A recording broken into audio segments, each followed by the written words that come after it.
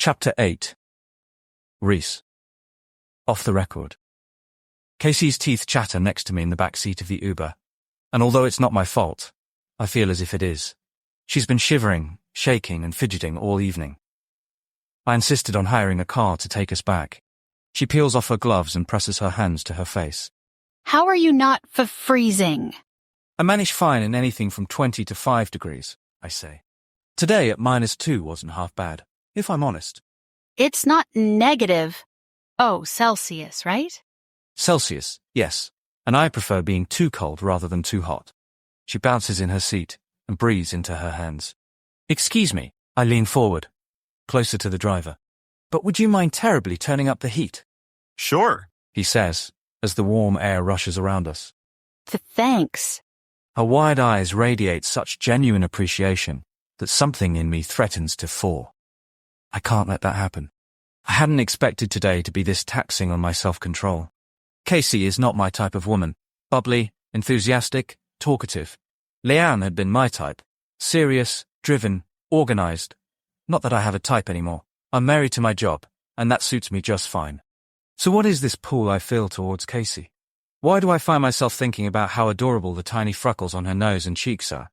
Why do I have the ridiculous urge to take her hands and warm them with my own? She listens like she means it. Like she truly cares about who I am, instead of what I've done. And although it's unsettling, I can't shake the warmth I feel when she's near. Right.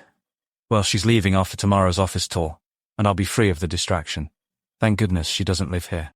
We exit the rideshare in front of the Hay Adams. Of course, she's staying at one of the most expensive hotels in DC. As Simon would say, bougie. But even as I think it, I have to admit Leo Briggs' daughter isn't what I expected. She's treated everyone around her today with kindness and courtesy. Her manners were above average for an American. And although she seemed totally at ease in the splendor of the White House, she also had no problem eating a subpar meal at the snack shack. Wealthy as she is, Kacey could have hired a limousine to take her anywhere today. Instead, she rode and crashed a rental bike, even though she was clearly freezing. It's hard not to be intrigued. Are you thawing out yet? I hear myself ask. It seems I can't stop myself. Yes, thank you. I can feel my fingers again. My toes are a different story. Yet another inane impulse to take care of her runs through me. An image surfaces of me in her hotel room, rubbing her feet until they're warm. Ridiculous. Who are you, and what have you done with Rhys? You do not want to touch this girl's feet. I know we just ate, but are you hungry? All I had was fries. I'm a man. I'm always hungry. How about I buy you dinner? Kacey asks. For all the stuff I put you through today? You haven't. I shake my head, knowing I should say no and go home. But what harm could one more hour do? Only, I say, if you promise not to ask me any more personal questions. I can't promise that. She deadpans. And I can't stop the incredulous smile that takes over my face. She is so impossible. Why in heaven's name not? I ask. Because I love a challenge. I think I get it from my dad. So the more mysterious you are, the more I want to know. Like puzzles. I had to stop doing them with Grandma, because I won't quit until I push the last piece into place. Food, sleep, and even bathroom breaks become irrelevant. I raise one eyebrow. Intense. More like irresponsible. If you say so.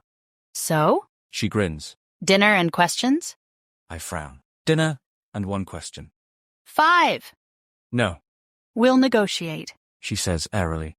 I grumble and follow her down a flight of stairs. At the bottom are double crystal-paned doors and a gold sign that says, "Off the record." The host guides us into a cozy room full of red upholstered chairs and mahogany tables. Caricatures of political figures cover the brick red walls. A wreath of Christmas lights circles the neck of a porcelain moose over the fireplace.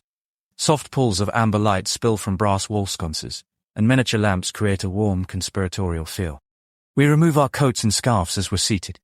The server takes our drink order and hurries off. Kacey settles into her chair and runs her fingers through her hair. Okay, first question. No, I say flatly. I'll start off easy. She promises. You only get one. I never agreed to that. Now, what's your favorite color? That's your question? She crosses her arms. 5 questions. Black. Black's not a color, it's a shade. Brown. Are you being difficult, or is it really brown? Being difficult. Hoping you'll give up.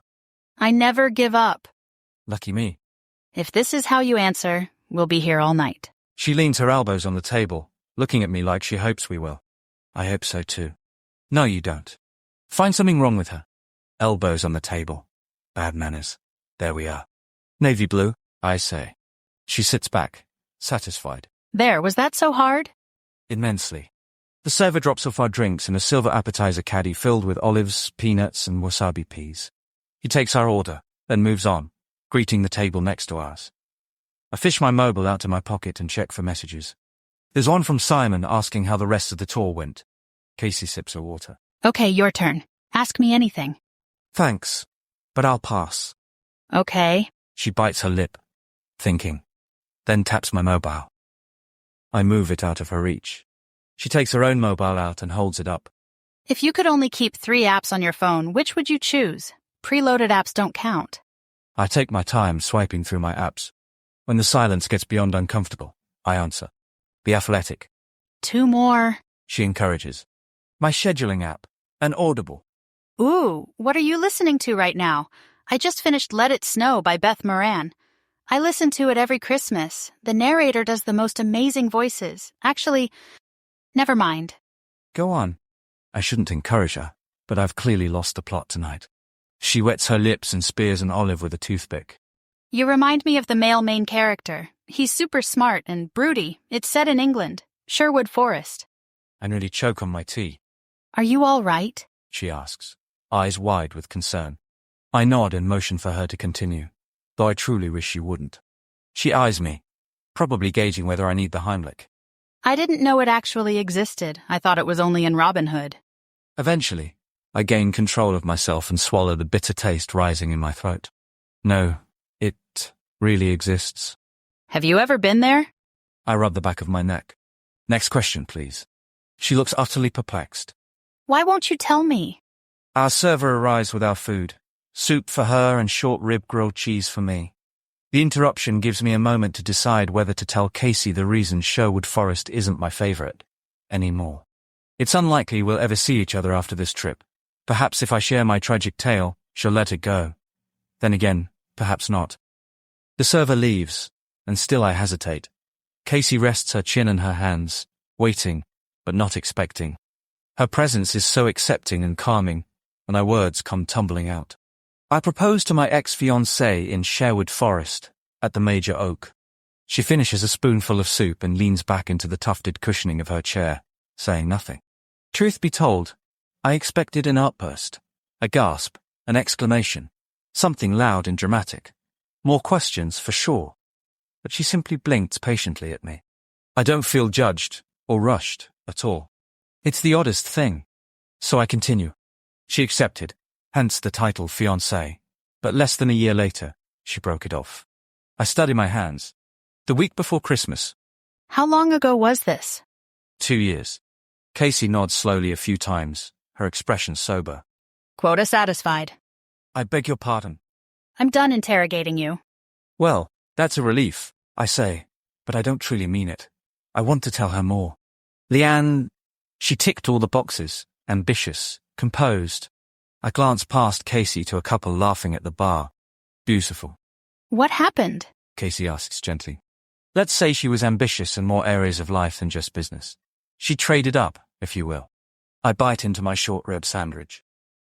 I don't know you, Rhys, but I have a feeling it was her loss. I laugh once, not so sure about that. She considers me as she dips a bit of bread into her soup. I avert my eyes, uncomfortable under her scrutiny. At least now, she knows I wasn't good enough for Leanne. Maybe she'll stop examining me like she wants to peel back my layers and, God forbid, have a heart-to-heart. Shift the focus. What about you? I inquire. Any tragic dating stories to share? Not really. I've never been engaged, and the last guy I dated was a loser. He told me I was too much. She glances down. But you probably agree with him on that point. In all fairness, any kind of socializing is a lot for me to take, I say. Her eyes meet mine, holding out for a response to her assumption. If you must know, I'm beginning to tolerate your energy. I dip an onion ring into the yellow sauce on my plate. Her face falls, but she regains her smile in seconds. Glad to hear I'm tolerable. I didn't mean... It's okay, I know I'm a lot to take. Not everyone can handle my... exuberance? I was going to say spirit, but yeah, that too, I guess. Nothing's wrong with being excited about life, is there? I actually feel sorry for people who can't get excited about anything, whether they're naturally A bore like me? I offer. apathetic, but I didn't mean you. She stops, and one side of her mouth lifts. Unless the shoe fits. Touché. But seriously, I meant people who've never learned to enjoy life because of their childhood or trauma or whatever. I nod my understanding and wait, sensing she has more to say. But I get that Christmas can be hard. My mom had to have emergency surgery around Christmas time when I was 16. What happened? Appendicitis. It was the second week of December, and just the two of us were home. Aunt Nellie had taken my brothers to her place for the weekend, and Dad was busy with preparations for the executive party in New York since they were hosting it that year. It rotates. Every corporate office has its own holiday party, but one U.S. location hosts each year for the execs and overseas partners. This year is San Diego. That's why I'm here getting ideas for the gala. I'm the lead. Sounds important, I say. Anyway, my mom doesn't complain ever. She'd promised we'd have a girls' movie night. I walked into the movie room carrying our popcorn and hot chocolate, and she was on the floor, doubled over in pain and crying. That can't have been easy. She couldn't even walk, so I called an ambulance. I was so scared I don't even remember driving to the hospital. Aunt Nellie left the boys with Uncle Milo and met me there. What about your dad? She lifts a spoonful of soup to her lips, blows on it. Dad, he's getting better about family stuff. He worked a lot when we were kids. So once Aunt Nellie assured him she was with Mom and everything was under control, he decided to stay in New York. I work to keep my expression neutral, but I can't fathom not being there if my wife were the one needing emergency surgery. She forgave him as soon as he apologized. She doesn't hold grudges. The thing is, my mom knows who she married. Although she encourages him to change for the better, she never forces it. My thoughts turn to marriage, and how I've sworn it off. The trunk in the corner of my mind begs to be opened. I ignore it. Then Kacey's reaching for my face. I lean away from her. Hang on, you have... Her fingertip brushes my cheek, and my skin buzzes with the electricity of her touch. She holds up her finger with an eyelash on. Make a wish. How's that? I ask. You know, when an eyelash falls out, you blow it away and make a wish? Can't say I've ever done that. My first instinct is to say something biting enough to stop this. But after spending the day with her, this gesture that should seem childish, it chips away at the icy veneer around my heart. I take her hand in mine, her fingers still extended, and bring it millimeters away from my lips. The eyelash floats away when I blow. There's a glint in her eyes now, like she can't quite believe I went along with it. Things are getting out of control now, so I deflect. It's late. I should get you back to your room. Fine, but I'm getting dessert.